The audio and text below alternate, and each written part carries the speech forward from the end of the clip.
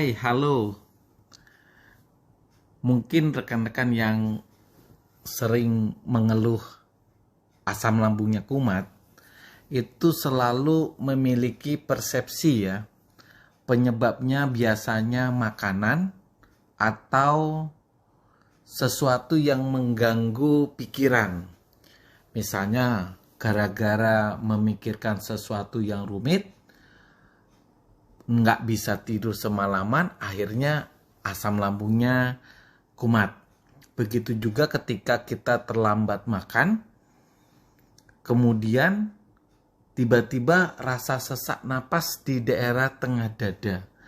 Nah, apakah penyebab daripada asam lambung naik itu hanya gara-gara psikis kita yang mulai terganggu, ataukah cuma karena asam lambung karena faktor salah makan?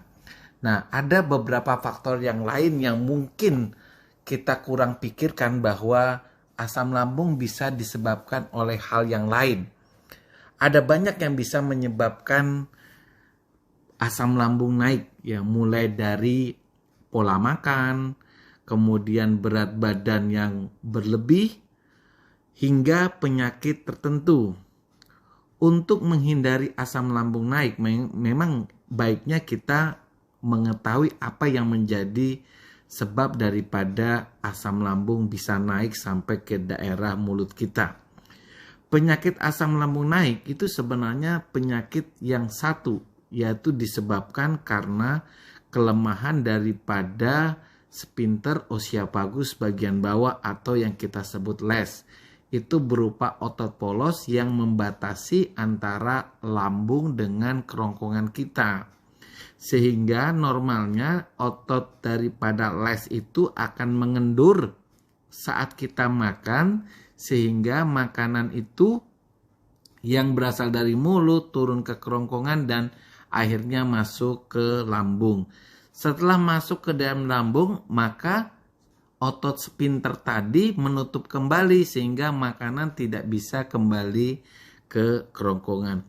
Bila otot daripada les atau sphincter oesophagus bagian bawah ini melemah, maka kerongkongan akan berada dalam posisi terbuka dan asam lambung akan naik kembali ke kerongkongan. Akibatnya muncullah keluhan nyeri ulu hati setelah makan, kemudian kesulitan menelan, nyeri dada.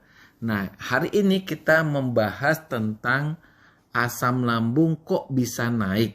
Nah, asam lambung naik bisa dipengaruhi oleh berbagai faktor.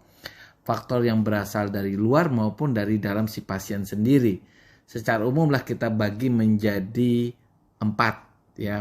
Pertama adalah obesitas. Obesitas, kelebihan berat badan, merupakan penyebab asam lambung naik yang paling sering menjadi penyebabnya. Lemak yang menumpuk di daerah perut itu dapat meningkatkan tekanan pada lambung sehingga mendorong asam lambung naik ke daerah kerongkongan. Ini yang paling sering. Kemudian yang kedua adalah makanan atau minuman juga bisa menjadi penyebab asam lambung naik. Contohnya makanan yang sering menjadi pemicunya adalah makanan tinggi lemak seperti gorengan. Nah, jenis makanan ini akan memicu keluarnya daripada hormon kolestistokinin yang dapat mengakibatkan kelemahan daripada otot sphincter oesophagus bagian bawah.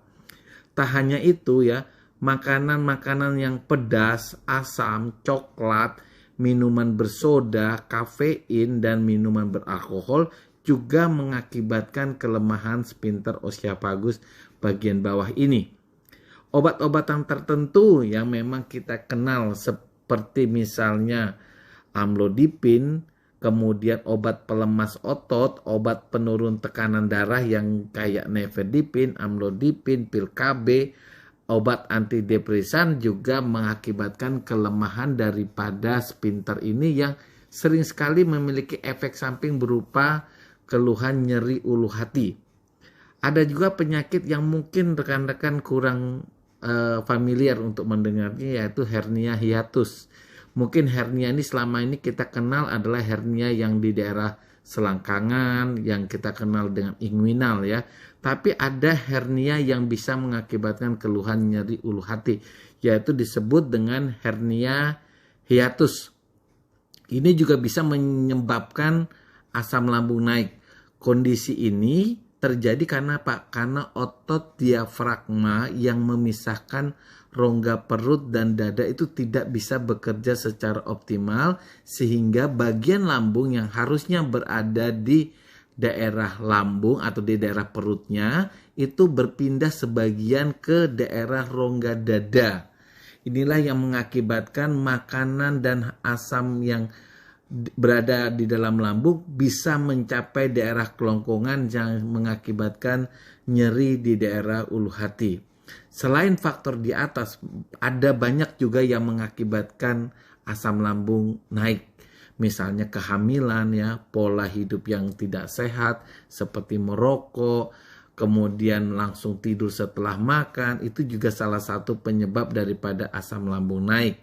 Kemudian kebanyakan asam lambung naik dapat disiasati dengan perubahan pola hidup dan pola makan. Misalnya ya menurunkan berat badan, kemudian mengubah pilihan makanan ataupun kebiasaan makan agar tidak langsung tidur setelah makan selesai.